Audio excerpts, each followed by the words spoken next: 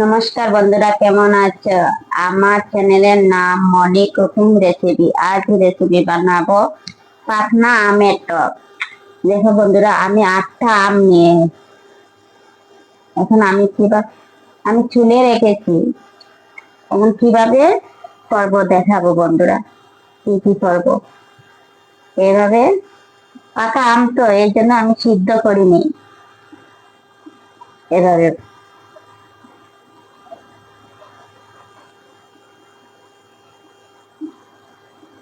দেখতে থাকো বন্ধুরা, কি করছেন। সবগুলো এভাবে করবো। দেখো বন্ধুরা, আমি এগুলো সবগুলো এভাবে করেছি। আগে থেকে আমি কড়াই বসায় রেখেছি। এখন আমি অল্প জল দেব, বেশি জল দেব না। 2 মিনিটের মতো জলটা ফুটিয়ে নেব। জল গরম হয়ে গেছে বন্ধুরা। এখন আমি 1 চামচের মতো মরিচের গুঁড়া, 1/2 চামচের মতো হলুদের গুঁড়া, 1 চামচের মতো লবণ জলের মধ্যে ডালবো।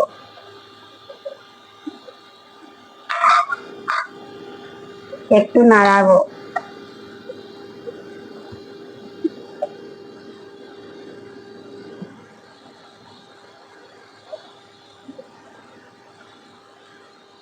এখন আমি আমগুলো দেব।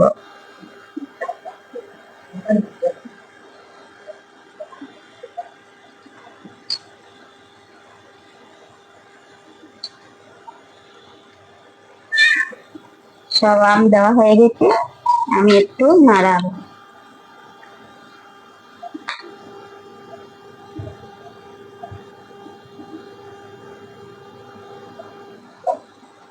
এক চামচের মতো গোলমরিচের গুঁড়া আর শুকনা লঙ্কার গুঁড়া দেখো বন্ধুরা।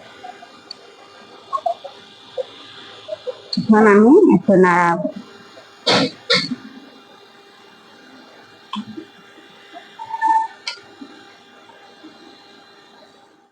দেখো হয়ে গেছে, আমি নামাবো এখন। তারপরে আমি এখন সম্বাসে কি কি দেব দেখো। আমি সর্ষে তেল দিয়ে সম্বাস দেব। একটু তেল দেব, বেশি তেল দেব না বন্ধুরা। বেশি তেল দিলে টক টেস্ট লাগে না।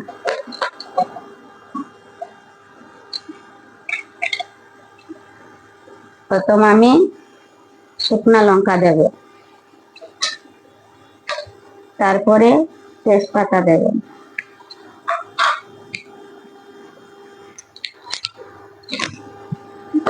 একটু নাড়াবো।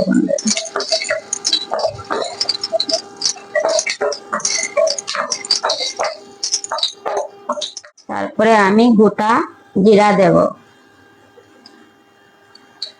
একটু সর্ষে দেব, আর একটু নাড়াবো।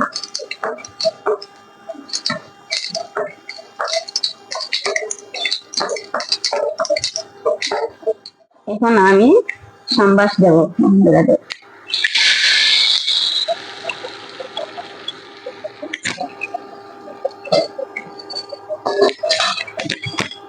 একটু নাড়াইয়া দেবো।